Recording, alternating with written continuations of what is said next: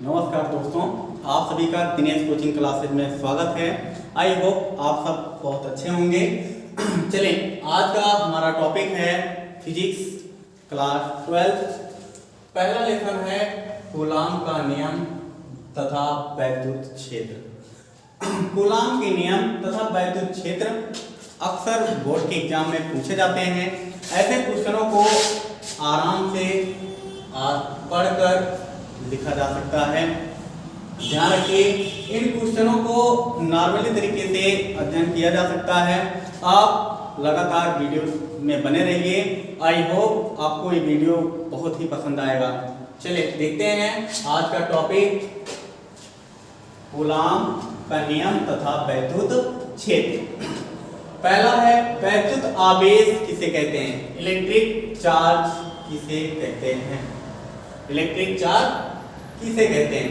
तो अब से लगभग 2500 वर्ष पहले, अब से लगभग 2500 वर्ष पहले प्रसिद्ध यूनानी दार्शनिक थेल्स, प्रसिद्ध यूनानी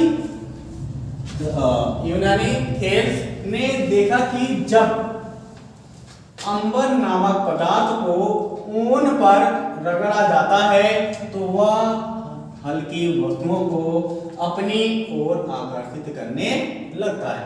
अर्थात कह सकते हो कि आज से लगभग 2500 वर्ष पहले इस चीज की खोज होना आरंभ हो गया था कि आपनूस को यदि ऊन पर रगड़ा जाए तो वह छोटी छोटी वस्तुओं को आकर्षित करने लगती है। इस की खोज जो है थेल्स नामक वैज्ञानिक ने प्रारंभ की थी, लेकिन इनकी बातों को ध्यान नहीं दिया गया और बाद में एक वैज्ञानिक आए, गिलबर्ट। 1600 ईस्वी में गिलबर्ट ने अपने प्रयोगों के द्वारा यह देखा कि जैसे कांच, आबनूस, गंधक, लाख आदि पदार्थों को यदि आपस में रगड़ा जाए तो वह छोटी छोटी वस्तुओं को अपनी ओर आकर्षित करने लगती हैं। कहने का मतलब उसमें एक प्रकार का आवेश उत्पन्न हो जाता है। यदि इनके परिभाषा की बात की जाए तो वस्तुओं को आपस में रगड़ने अथवा घर्षण करने पर, वस्तुओं को रगड़ने अथवा घर्षण कराने पर आकर्षण अथवा प्रतिकर्षण का जो गुण उत्पन्न होता है उसे वैद्युतमय अथवा वैद्युत आवेश कहते हैं।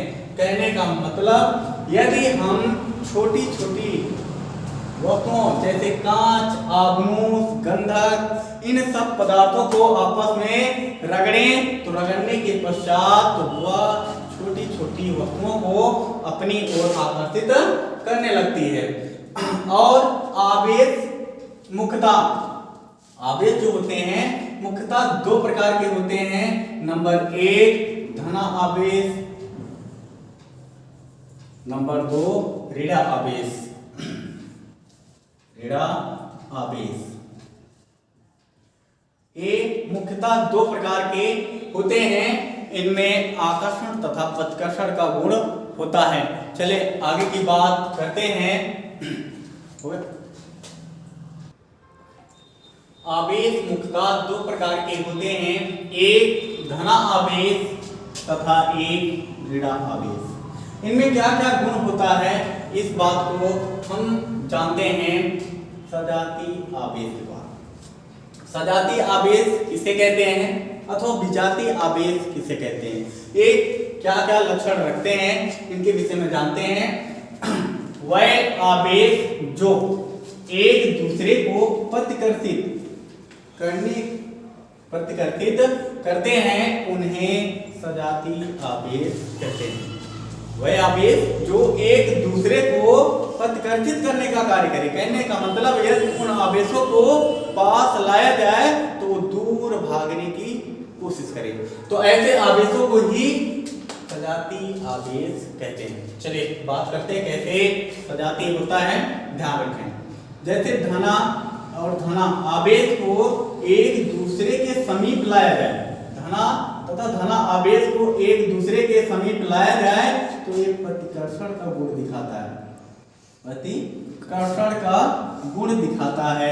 यदि ऋण और ऋण आवेश को एक दूसरे के समीप लाया जाए तो ये भी क्या करता है, एक दूसरे से दूर भागने का गुण रखता है। कहने का अर्थ प्रतिकर्षण का गुण दिखाता है। तो ऐसे आवेशों को ही सजातीय आवेश कहते हैं। चलिए आते हैं दूसरे आवेश की बात करते हैं। विजातीय आवेश किसे कहते हैं?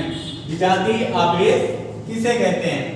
तो विजातीय आवेश वह होते हैं जो एक दूसरे के समीप लाए जाने पर आकर्षित हो जाते हैं। कहने का मतलब ये ऐसे आवेश होते हैं जो एक दूसरे के समीप लाए जाने पर आपस में चिपक जाते हैं। तो ऐसे आवेशों को ही विजातीय आवेश कहते हैं। जैसे धन और ऋण आवेश को एक दूसरे के समीप लाया जाए तो वह उसे आकर्षित कर लेता है। यदि ऋण तथा धन आवेश को एक दूसरे के समीप लाया जाए तो वह एक दूसरे को आकर्षित कर लेता है। तो ऐसे आवेशों को ही विजातीय आवेश कहते हैं। चलिए देखते हैं वैद्युत आवेश का सारक्षण। वैद्युत आवेश का सारक्षण किसे कहते हैं? वैद्युत आवेश का सारक्षण किसे कहते हैं? तो वैद्युत आवेश का सारक्षण वैद्युत आवेश को न तो उत्पन्न किया जा सकता है और न ही नष्ट किया जा सकता है। कहने का मतलब वैद्युत आवेश को न तो उत्पन्न किया जा सकता है और न ही नष्ट किया जा सकता है, परंतु एक वस्तु से दूसरी वस्तु में स्थानांतरित किया जाता है। तो ऐसे नियम को ही वैद्युत सारक्षण का नियम कहते हैं। इनसे एक बात देख लें, रटना नहीं है, आराम से समझ में आ जाएगा। बताओगे कि वैद्युत आवेश को न तो उत्पन्न किया जा सकता है और न ही नष्ट किया जा सकता है, बल्कि उन्हें एक वस्तु से दूसरे वस्तु में स्थानांतरित किया जाता है।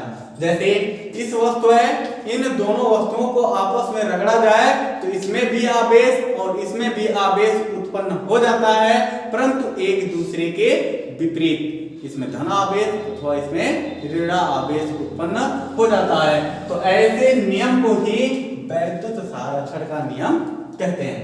दूसरा कूलाम का नियम, बहुत ही इंपॉर्टेंट क्वेश्चन। कूलाम का नियम किसे कहते हैं? कूलाम का नियम किसे कहते हैं? देखिए सिंपल तरीके से, यदि निर्वात में स्थित सीधे व लंबे तारों, सीधे व समांतर तारों जिनके बीच की दूरी 1 मीटर हो, अर्थात ऐसे दो लंबे तार हों और एक दूसरे के समांतर भी हों और इनके बीच की दूरी 1 मीटर हो तथा वैद्युत धारा प्रवाहित करने पर उनके बीच प्रति मीटर लंबाई में 2 × 10 की घात 7 2 × 10 की घात -7 न्यूटन का बल उत्पन्न होता है, तो उसमें प्रवाहित धारा 1 एम्पियर होती है। इसे समझ लें, बहुत ज्यादा टफ नहीं है। हमें निर्वात में 2 सीधे लंबे व समांतर तार लेना है जिनके बीच की दूरी 1 मीटर हो। यदि उसमें वैद्युत धारा प्रवाहित की जाए, यदि इसमें वैद्युत धारा हम प्रवाहित करते हैं तो प्रवाहित करने के पश्चात इनके प्रति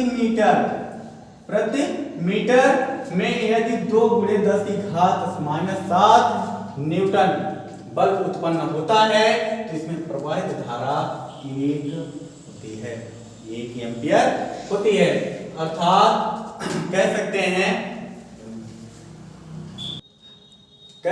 हैं कि I = Q/T। धारा 1 एम्पियर होगी जब Q कूलाम आवेश उन दोनों समांतर तारों में और एक समांतर तार है। इन दोनों में यदि इनके बीच की दूरी 1 मीटर हो और धारा प्रवाहित की जाए तो इनके प्रति एकाक मीटर में या प्रति मीटर में 2 × 10⁻⁷ न्यूटन का बल उत्पन्न होता है, तो उसे 1 एम्पियर कहते हैं। अर्थात I = Q/T। इनका अगर मल्टीप्लाई किया जाए, आवेश की बात करें तो इनका मल्टीप्लाई इसके साथ ये हो जाता है Q = I × T। एक वैद्युत आवेश का मात्रक ज्ञात करने के लिए या वैद्युत आवेश को ज्ञात करने के लिए इस सूत्र का उपयोग किया जाता है, जिसे कूलाम का नियम कहते हैं। आई होप आप सबको ये वीडियो बहुत ही पसंद आया होगा। इस वीडियो को लाइक, शेयर एंड कमेंट जरूर करिएगा। अब मिलते हैं अगले नेक्स्ट वीडियो में। धन्यवाद।